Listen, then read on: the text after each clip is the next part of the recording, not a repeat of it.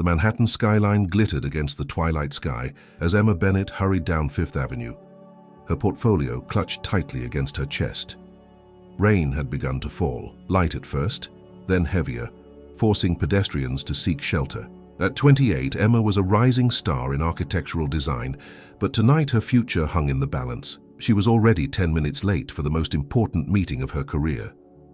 "Damn it," she muttered, glancing at her watch while dodging puddles in her impractical heels. The prestigious firm of Richardson and Wolff had finally agreed to review her innovative sustainable design concepts, but the downpour threatened to ruin both her presentation materials and her one professional outfit. As she rounded the corner, a sleek black Bentley sped through a puddle, sending a wave of dirty water across her cream-colored suit. Emma gasped, stumbling backward. "Are you kidding me?" she shouted at the vehicle, which had screeched to a halt several feet ahead. The rear door opened, and a tall figure emerged, sheltered by an umbrella held by his driver. Even through the rain, there was no mistaking who he was. Alexander Wolff, 34, heir to the Richardson and Wolff empire and notoriously difficult CEO whose reputation preceded him. Brilliant, demanding, and utterly arrogant. "You should watch where you're standing," he said coolly, his steel gray eyes assessing her drenched appearance. Emma felt her cheeks flush with anger. "I was on the sidewalk. You should watch where you're driving." A flicker of surprise crossed his face. Few people dared to challenge him. "You're soaked," he observed flatly. "Brilliant deduction," Emma replied, attempting to salvage her portfolio, her heart sinking as she saw water seeping into the edges of her carefully prepared presentations.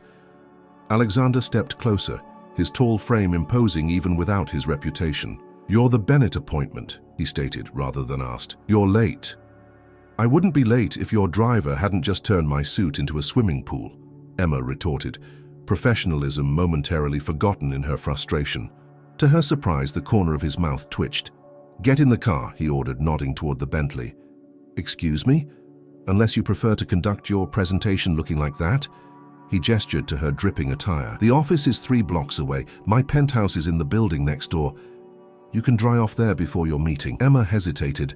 This was highly irregular, but her appointment was too important to sacrifice. "Fine," she conceded, ducking under his umbrella and into the car.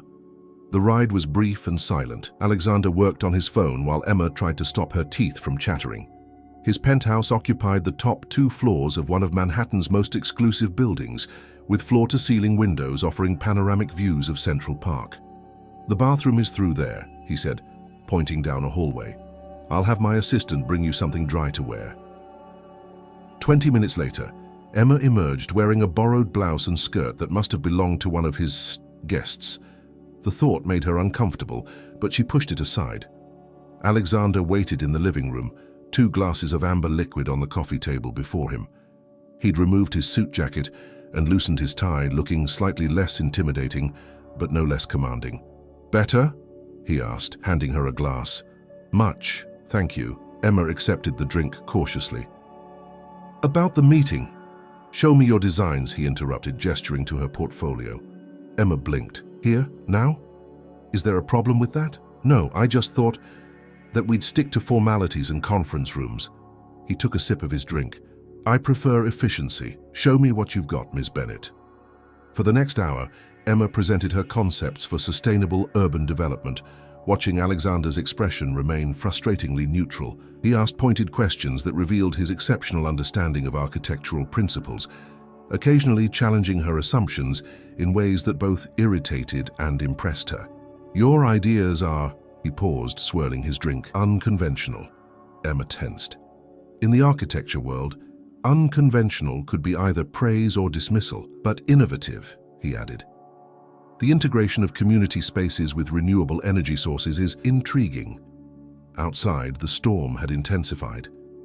Rain lashed against the windows, and distant thunder rumbled across the city. "The storm's getting worse," Alexander observed, moving to look out at the tempest. "The office will be closed by now. We'll reschedule for tomorrow." Emma glanced at her phone. It was after 9 p.m. She'd lost track of time during their discussion. "I should go," she said, gathering her materials. He turned, the city lights behind him casting his features in sharp relief. "The subways will be flooded and you won't find a taxi in this weather." As if to emphasize his point, lightning flashed, followed by a crack of thunder that momentarily killed the lights. The emergency generators kicked in almost immediately. "You can stay here," he said matter-of-factly. "I have guest rooms." "That's not necessary," Emma protested weakly, though the thought of battling the storm was hardly appealing. Alexander's phone buzzed. He glanced at it and frowned. "I have to take this." "Make yourself comfortable." He disappeared into his office, leaving Emma alone in the vast living room. She wandered to the windows, watching the storm rage over the city. Despite her initial impression, Alexander Wolf wasn't exactly what she'd expected. Arrogant, yes, but also perceptive and surprisingly respectful of her work. When he returned, he carried a bottle of wine and 2 fresh glasses. That was the weather service. The city's partially shutting down, flooding in lower Manhattan. Emma sighed. "So I'm stuck here. It appears so." He poured the wine. "Hungry?" They ended up in his kitchen, where Alexander surprisingly knew his way around. He prepared a simple but elegant pasta dish while Emma sat at the island counter, their conversation drifting from architecture to art, literature, and travel. The wine lowered their guards, and Emma found herself laughing at his dry wit, while Alexander seemed genuinely interested in her perspectives. "You're not what I expected," she admitted after her second glass. "Neither are you," he replied, his gaze lingering on her face. The air between them shifted, charged with something neither had anticipated.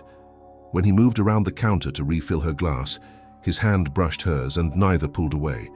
The touch lingered, deliberate. "This is a bad idea," Emma whispered as he leaned closer. "Probably," he agreed, his voice low. "Do you want me to stop?"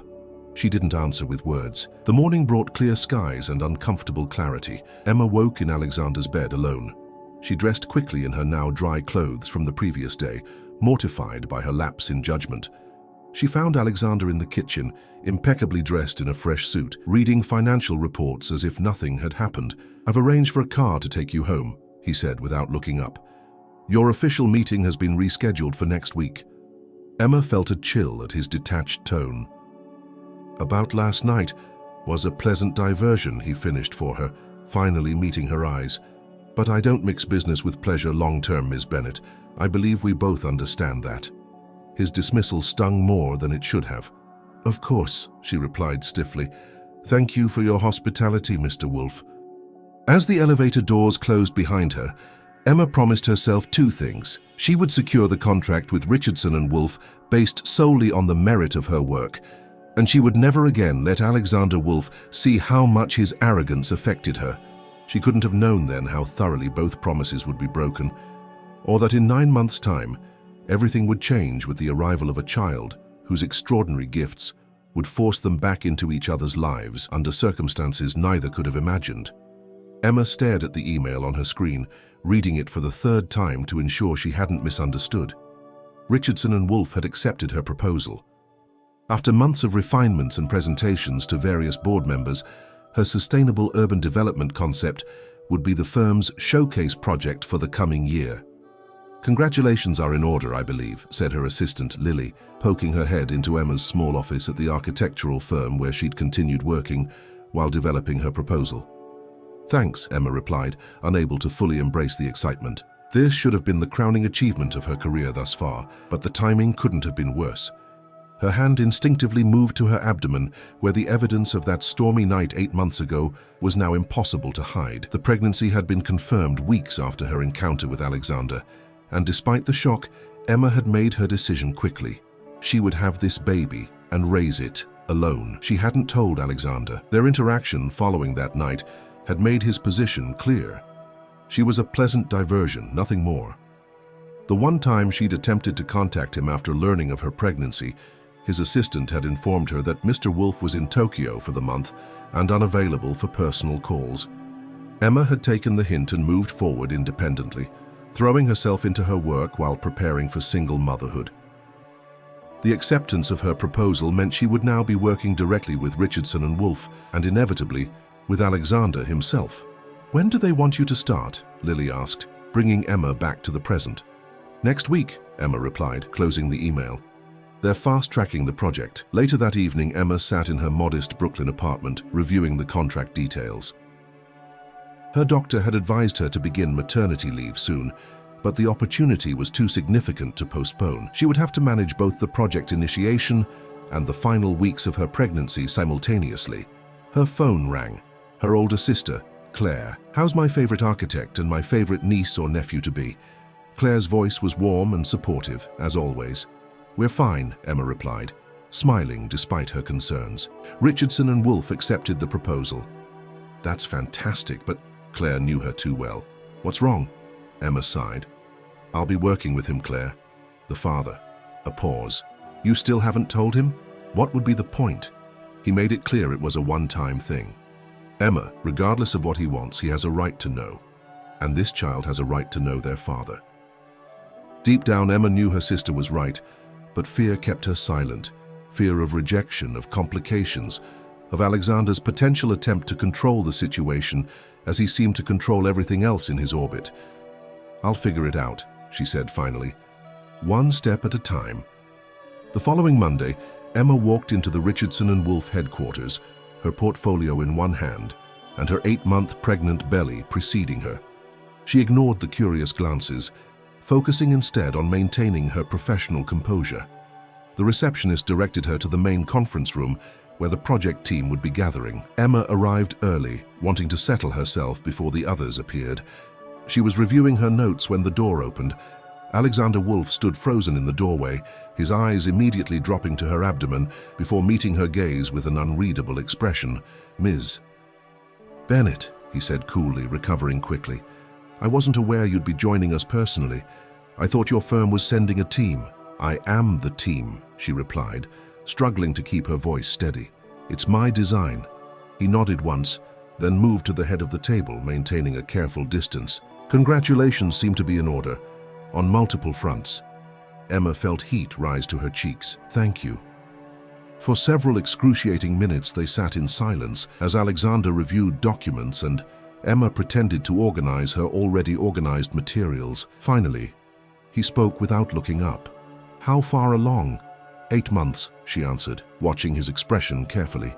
She saw the quick calculation in his eyes, the momentary widening of his gaze before his features settled back into practiced neutrality. "I see," was all he said. The door opened again as other team members began to arrive, saving them from further immediate conversation. Throughout the meeting, Emma presented her concepts professionally, addressing questions and suggestions while steadfastly avoiding Alexander's intense scrutiny. As the meeting concluded, Alexander announced, "Ms. Bennett and I need to discuss some additional parameters. The rest of you may go." When they were alone, he stood at the window, his back to her. "Were you planning to tell me?" Emma gathered her courage. "Originally, yes, but after our last interaction it seemed unnecessary." He turned, his expression hard. "Unnecessary? You're carrying my child, and you deemed that information unnecessary? You made it very clear that night was just a pleasant diversion." Emma shot back. "Your words, not mine." Alexander ran a hand through his perfectly styled hair, a rare gesture of discomposure. "That was before I knew about this." He gestured toward her belly. "This," Emma said, placing a protective hand over her abdomen, "is my child. I've made arrangements. I'm not asking you for anything." His jaw tightened. "That's not your decision to make alone." "It became my decision when you dismissed me from your penthouse like a casual acquaintance," Emma replied, her voice shaking slightly. "I won't have my child feeling unwanted or inconvenient."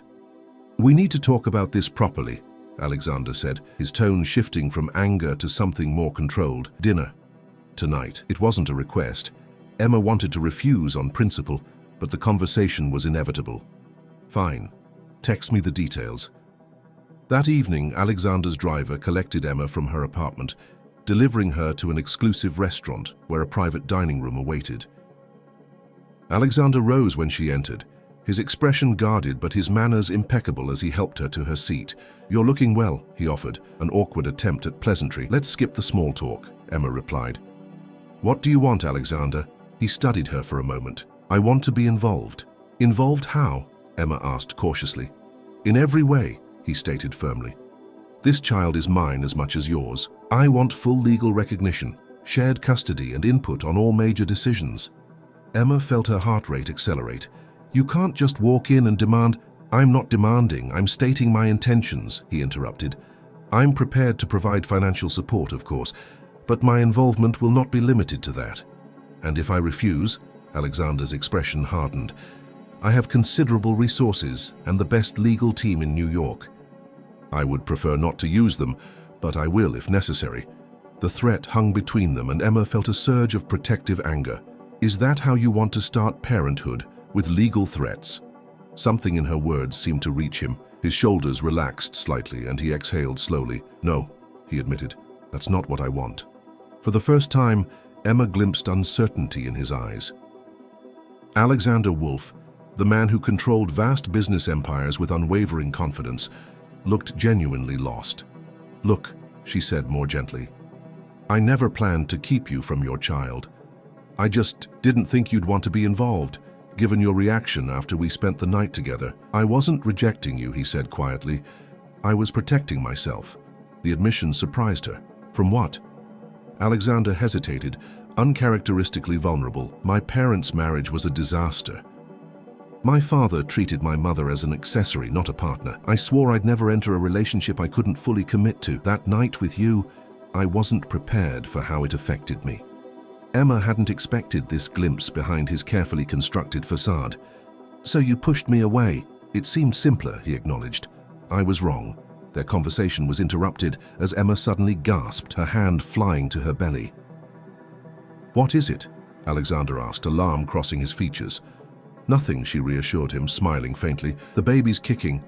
Very enthusiastically, without thinking, she reached for his hand and placed it where the baby was moving.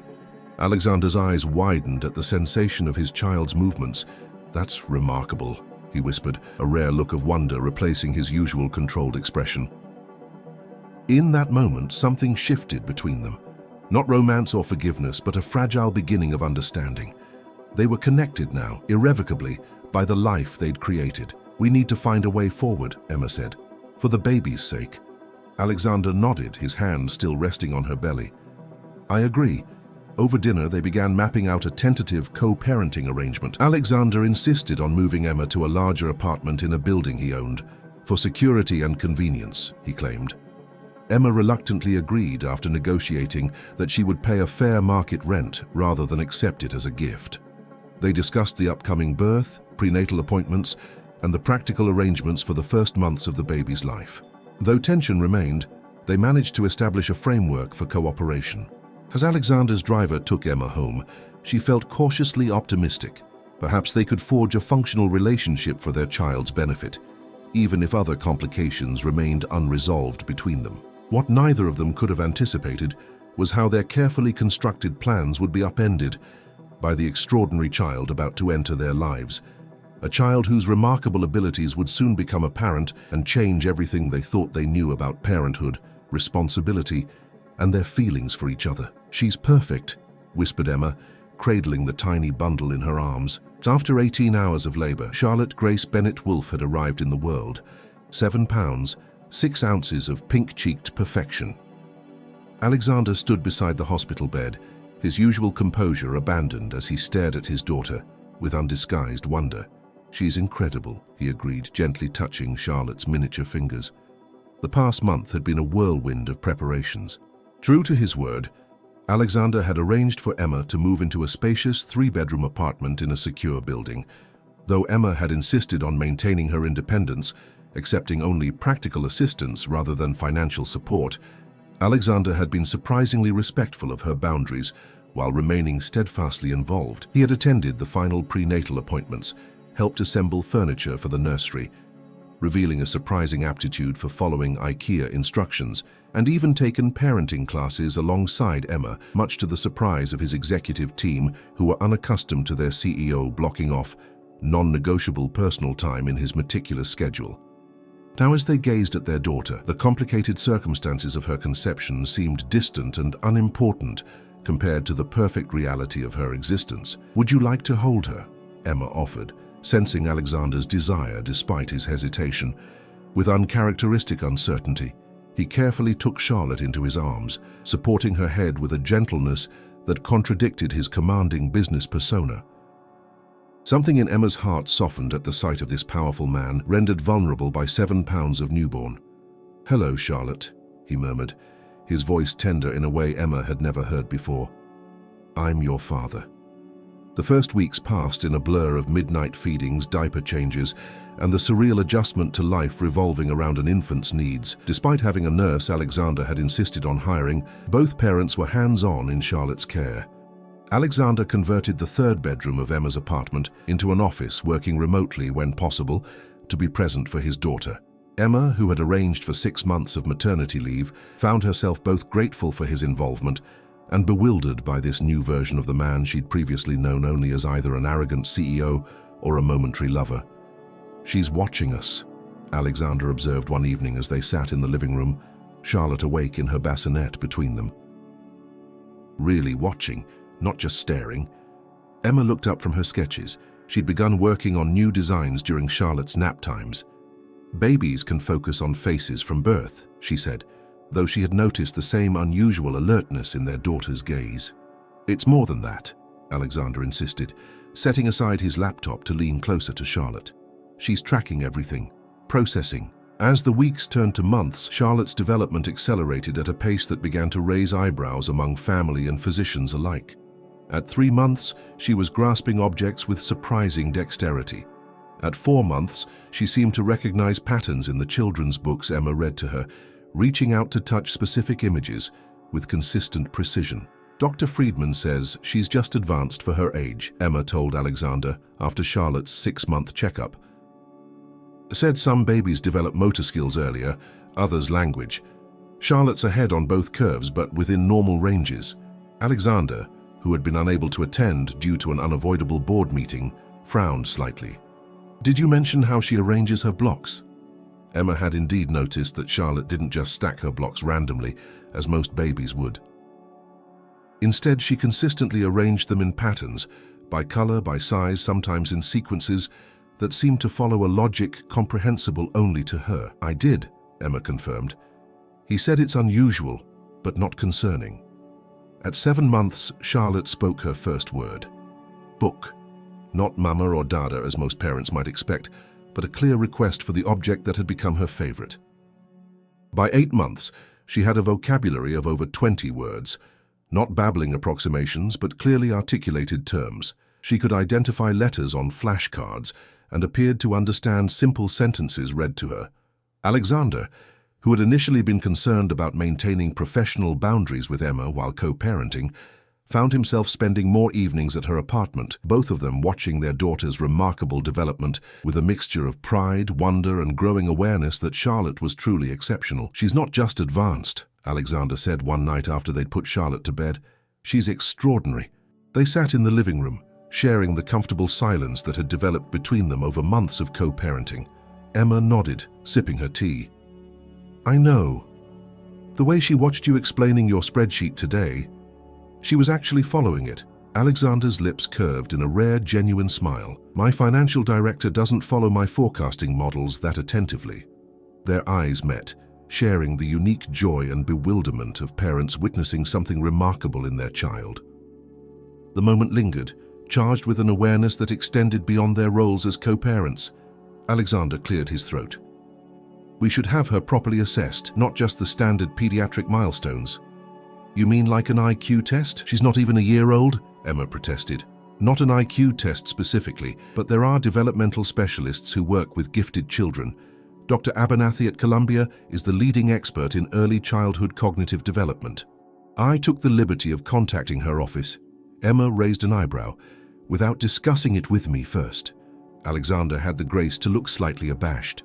"An old habit. I apologize." It was the first direct apology she'd ever heard from him, and it momentarily disarmed her. "It's fine. When is the appointment?" "Next Tuesday. I've cleared my schedule. The assessment with Dr. Abernathy confirmed what they had suspected. Charlotte's cognitive development was testing at the level of a child 3 times her age. Her spatial reasoning, pattern recognition, and language acquisition were off the charts.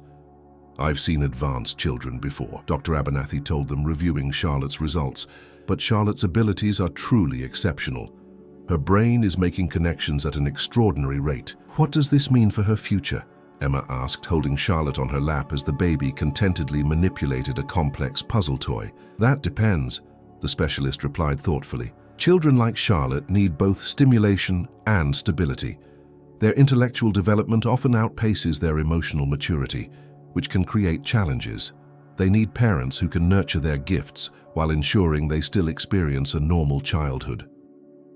Alexander, who had been silently processing the information, spoke up. What resources do we need to provide? Special programs? Particular educational approaches? Dr. Abernathy smiled. For now, what Charlotte needs most is what you're already giving her. Engaged parents who recognize her abilities without pressuring her. Read to her, talk to her normally, not in baby talk. Expose her to music, languages, and creative play. Most importantly, let her be a baby who happens to be brilliant, not a brilliant mind who happens to be in a baby's body. As they left the appointment, Alexander placed a hand on Emma's lower back, guiding her through the revolving door, a small gesture of support that felt surprisingly intimate. "Are you all right?" he asked as they walked toward his waiting car. Emma adjusted Charlotte on her hip, considering the question. "I'm processing. I always knew she was special, but this makes it real in a different way. It's a responsibility I wasn't prepared for." Alexander corrected gently. "A responsibility we weren't prepared for." "You're not doing this alone, Emma." The use of her first name, something he'd been careful to avoid during their initial co-parenting negotiations, didn't escape her notice, nor did the warm pressure of his hand, still resting lightly against her back.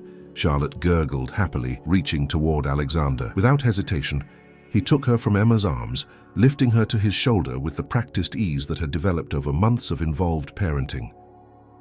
"Da-da, book," Charlotte declared, patting his cheek with her tiny hand. "Later, sweetheart," he promised, pressing a kiss to her forehead. "When we get home." Home. The word hung between them, technically referring to Emma's apartment, but increasingly a place where Alexander spent most of his non-working hours. The boundaries they'd so carefully established were blurring in ways neither had anticipated. That evening, after Charlotte had been put to bed, they sat at the kitchen table, laptops open, as they researched resources for gifted children. "Listen to this," Emma said, reading from an article. "Parents of exceptionally gifted children often report feeling isolated, as few others can relate to their experience. Finding a community of families facing similar challenges is crucial for support." Alexander looked up from his own research. "There's a parent network associated with Dr. Abernathy's program. We should consider joining." Emma repeated softly, meeting his gaze. "You keep saying that." Alexander closed his laptop. "Because it's true. We're in this together." "Are we?" Emma asked, voicing the question that had been hovering unspoken between them for months. "What exactly are we, Alexander?" He was quiet for a moment, considering his words carefully, unusual for a man accustomed to immediate, decisive responses. "We're Charlotte's parents," he began. "We're partners in raising an extraordinary child. And..." He hesitated, then continued with uncharacteristic vulnerability. "I think we could be more, if you wanted that." Emma's breath caught. "You made it very clear after our night together that you didn't mix business with pleasure." "I was wrong," he admitted simply. "About many things." He reached across the table, his fingers brushing hers in a tentative gesture so unlike his usual confidence. "That night wasn't just a pleasant diversion, Emma.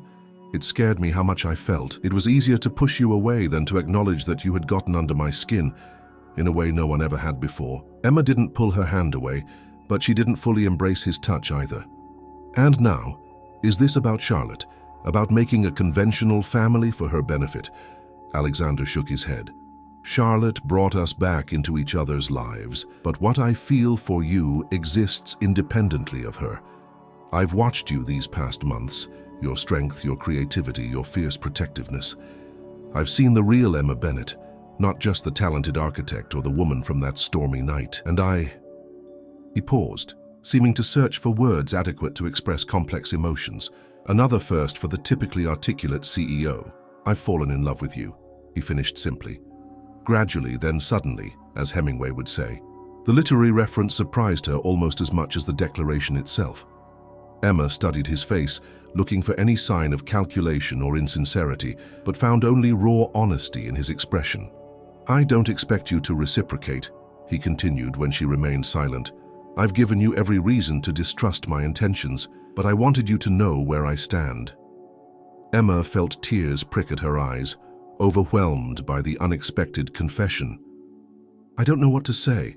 These past months have been so focused on Charlotte, on figuring out how to co-parent effectively. I haven't allowed myself to think beyond that." Alexander nodded, accepting her honesty without pushing. "Take all the time you need, I'm not going anywhere." The baby monitor on the counter suddenly crackled with Charlotte's voice, clear despite her young age. "Mama, Dada." They both smiled at the perfect timing of their daughter's interruption. "I'll go," Alexander said, rising from his chair. Emma caught his hand as he passed. "Alexander, wait." She stood, facing him directly. "I need time to process this, but I'm not opposed to exploring what we might be beyond Charlotte's parents." The smile that transformed his features was unlike any expression she'd seen on him before. Open, hopeful, almost boyish in its sincerity. He lifted her hand to his lips, pressing a gentle kiss to her knuckles. "That's more than I expected, and everything I hoped for," he said softly. As he went to check on their extraordinary daughter, Emma remained in the kitchen, her hand still warm from his touch, her mind reeling from the realization that somewhere amid the midnight feedings, pediatrician appointments, and shared wonder at Charlotte's development, her feelings for Alexander had evolved far beyond what she'd been willing to acknowledge. Their future, as individuals, as parents, and potentially as something more, had just become as remarkably complex and full of possibility as the brilliant child who had brought them together. "Dada, look!" Charlotte's clear voice rang out across the sunlit living room as she held up a complex structure of magnetic building blocks. At 17 months old, her vocabulary and dexterity had continued to develop at an extraordinary pace. Alexander set aside his tablet and knelt beside his daughter, examining her creation with genuine interest. "That's remarkable, sweetheart. Is it a building?" Charlotte shook her head, her dark curls, inherited from Emma, bouncing with the movement. "Solar system," she declared proudly. "Sun, Earth, Moon, Mars." Alexander glanced up at Emma, who had paused in her sketching to observe the interaction. They shared a moment of silent amazement. Neither had discussed the solar system with Charlotte, though she did have a picture book about space. "She found a documentary on the tablet," Emma explained, joining them on the floor. "I monitored for a few minutes, but she was completely absorbed. Apparently, she was taking notes.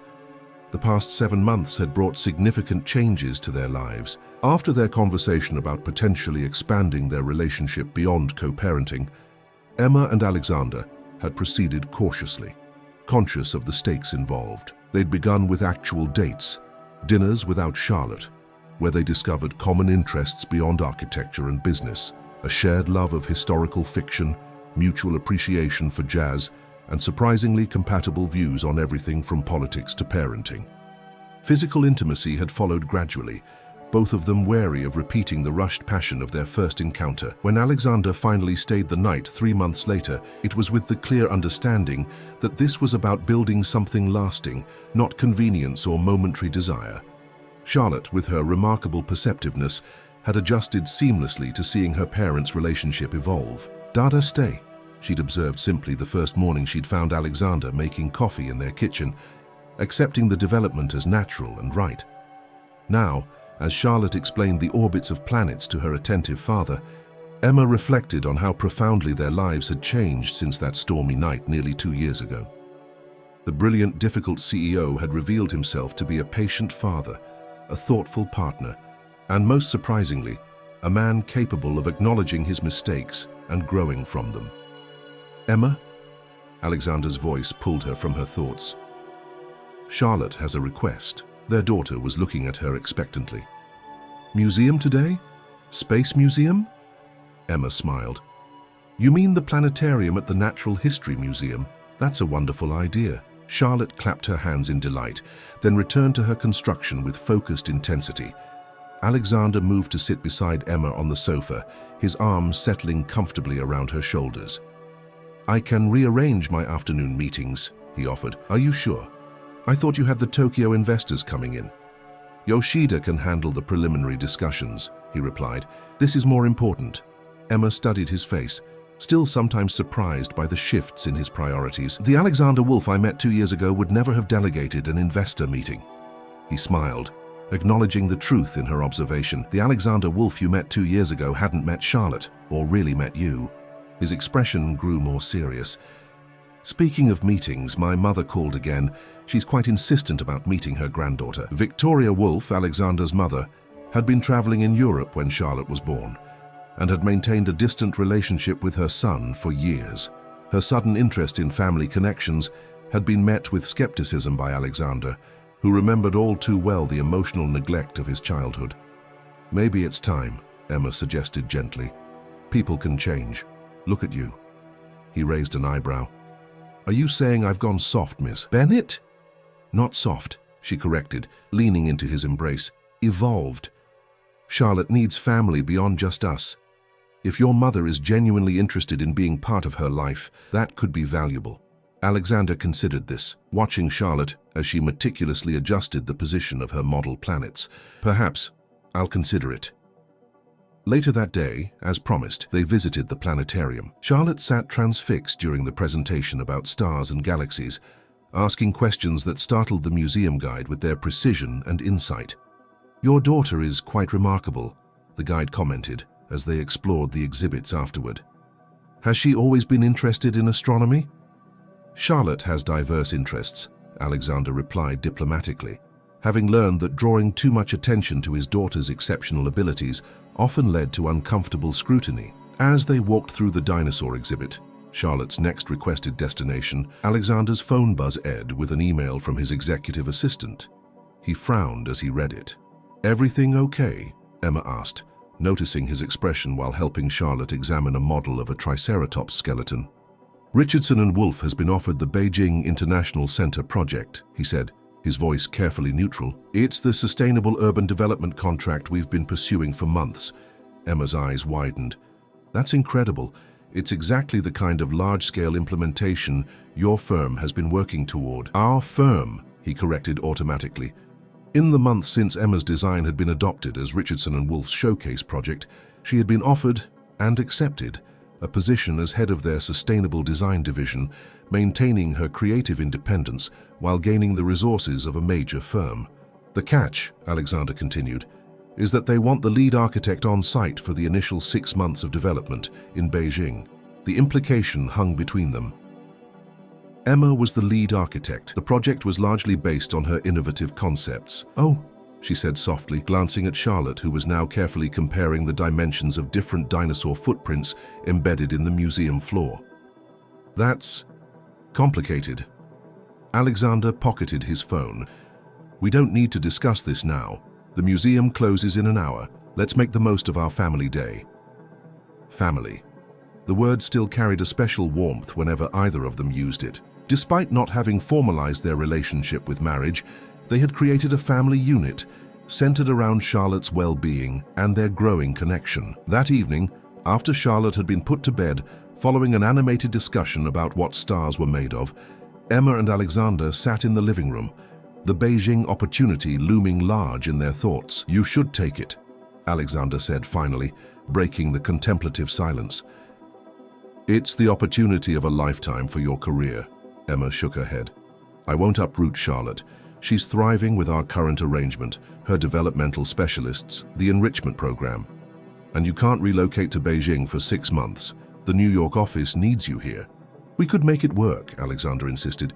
I could travel back and forth. Charlotte and I could visit regularly. That's not the same as being present every day, Emma argued. She needs stability, especially now. Alexander moved to sit beside her on the sofa, taking her hands in his. Emma, listen to me. When I met you, you were on the verge of revolutionizing sustainable urban architecture. That passion, that vision, it's part of who you are. I won't let you set that aside because of logistics we can solve. Emma felt tears threaten. It's not just logistics, it's our family. Our family will remain our priority, he assured her. But we have resources many families don't. We can create solutions that work for all of us. A small voice interrupted their discussion. Mama sad? They turned to find Charlotte standing in the hallway, Her stuffed elephant clutched to her chest, her perceptive eyes moving between her parents with concern. "Not sad, sweetheart," Emma said, opening her arms. Charlotte climbed onto her lap, snuggling close. "Just thinking about some big decisions." "About the buildings in China?" Charlotte asked, surprising them both. She must have overheard more than they realized. Alexander smoothed his daughter's curls. "Yes, about Mama's buildings in China. How did you know about that?" "Heard you talking," Charlotte admitted. "China is far away." "Yes, it is," Emma agreed, meeting Alexander's eyes over their daughter's head. "Very far. But planes go there," Charlotte continued thoughtfully, "and computers have video." Alexander's lips twitched in a suppressed smile. "That's true, very practical thinking." "We could go sometimes," Charlotte suggested, looking between her parents. "See Mama's buildings growing." Emma felt a surge of emotion at her daughter's simple solution. So logical, so accepting of change while seeking compromise. "That's a possibility we're considering," she managed. "I think it's bedtime, little astronomer," Alexander said gently, lifting Charlotte from Emma's lap. "Say goodnight to Mama." "Night, Mama," Charlotte complied, placing a small hand on Emma's cheek. "Don't be sad. We'll figure it out." As Alexander carried their daughter back to bed, Emma remained on the sofa, struck by Charlotte's words, the adult phrasing coming from her young lips, her instinctive understanding of the emotional currents in the room, and her inherent optimism about finding solutions. When Alexander returned, he sat close to Emma, wrapping an arm around her shoulders. "She's right, you know. We'll figure it out." Emma leaned into his embrace. "When did our toddler become the voice of reason?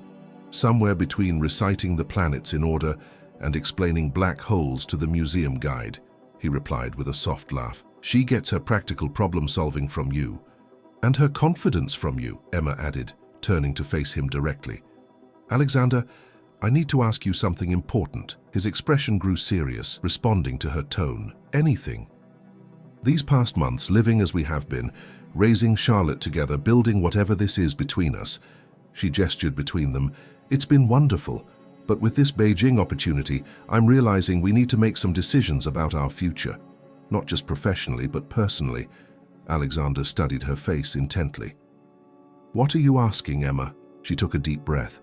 "I'm asking what you want, long-term, for us." For a moment he was silent, and Emma felt a flutter of anxiety. Then he reached into his pocket and withdrew a small velvet box. "I've been carrying this for weeks," he admitted, opening it to reveal an elegant emerald-cut diamond set in platinum. Waiting for the right moment, Emma's breath caught. "Alexander." "I was going to do this properly," he continued, a rare uncertainty in his voice. "Dinner at Per Se, where we had our first real date. I had it all planned.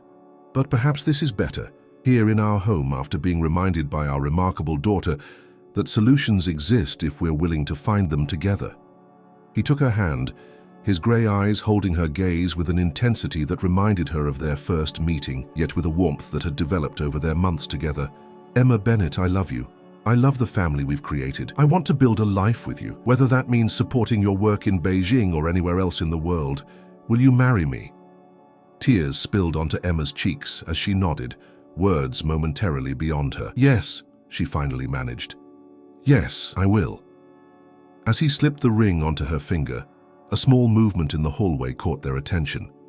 Charlotte stood watching, her elephant dangling from one hand, a smile lighting her face. "Come here, sweetheart," Alexander called, opening his arm to make space for her. Charlotte ran to join them on the sofa, examining the sparkling ring on her mother's finger with fascination. "Pretty," she declared. "Are we a forever family now?" Emma laughed through her tears, embracing both the man she loved and the extraordinary child who had brought them together. "We already were, Charlotte. This just makes it official." In the weeks that followed, solutions emerged that allowed them to balance Emma's career opportunity with their family needs. The Beijing project would begin with a modified schedule: 3 weeks in China, 1 week in New York, with Alexander and Charlotte joining Emma for extended periods during school holidays. Richardson and Wolfe would open a satellite office in Beijing, creating new international opportunities for the firm while accommodating their star architect's family commitments. 2 months later, Emma and Alexander were married in an intimate ceremony in the Botanical Gardens. with Charlotte serving as both flower girl and ring bearer, solemnly fulfilling her duties with characteristic precision before delivering an impromptu speech that left guests both amazed and charmed. "My mama and dada met in a storm," she told the assembled friends and family, her voice clear despite her young age. "Then they made me. I'm very smart," she added matter-of-factly, drawing laughter. "And now we're a forever family, the end." As they celebrated late into the evening, Emma found herself standing with Alexander on the terrace, watching the Manhattan skyline glitter against the night sky, much as it had on that fateful rainy evening. "Did you ever imagine we'd end up here?" she asked, leaning against his shoulder. "That night when your car splashed me, and you looked at me like I was an inconvenience." Alexander chuckled, pressing a kiss to her temple. "Never. Though I will maintain that you were standing remarkably close to the curb." "I was on the sidewalk," she insisted, continuing their long-standing playful argument. "If you say so," he conceded with a smile. "Either way, it was the luckiest traffic incident of my life." From inside came the sound of Charlotte's laughter as she danced with Emma's sister Claire, her joy infectious even at a distance. "She really is remarkable," Emma said softly. "Not just her intelligence, but her heart. She sees connections, solutions, possibilities that adults miss." Alexander nodded, his expression thoughtful. "Sometimes I wonder what she'll accomplish when she grows up. With her mind, her perspective." "The world isn't ready," Emma finished for him. "But we'll make sure she is," Alexander added, his voice firm with conviction, ready to use those gifts to make a difference. As they rejoined the celebration, Emma reflected on the extraordinary journey that had brought them to this moment. From a chance encounter on a rainy night to co-parents of a remarkable child to partners in every sense, their path had been unconventional, complicated at times by pride, fear, and misunderstanding, but ultimately transformed by the pure, brilliant light of the child they had created together. Charlotte had indeed changed everything, not just through her extraordinary gifts, but through the simple, profound truth she embodied, that love in all its unexpected forms was the most remarkable power of all. As the evening came to a close, the newly official family of three stood together under the stars. Alexander's arm around Emma's waist, Charlotte balanced on his hip, all three gazing upward at the vast universe that their brilliant daughter was already beginning to understand. "Look," Charlotte pointed excitedly, "a shooting star. Make a wish." Emma and Alexander exchanged a glance over their daughter's head, a silent communication of complete understanding. "We already have everything we could wish for," Alexander said softly. Charlotte considered this with her characteristic thoughtfulness, then nodded in agreement. "Then wish for something for someone else," she suggested. "That's what you do when you're happy. You help others be happy too." Emma felt her heart swell with pride and love.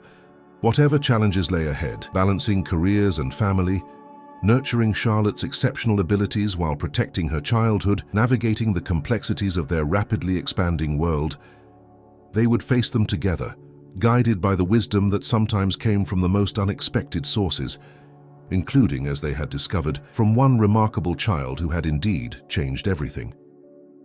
Thank you for reading One Night with the Arrogant CEO.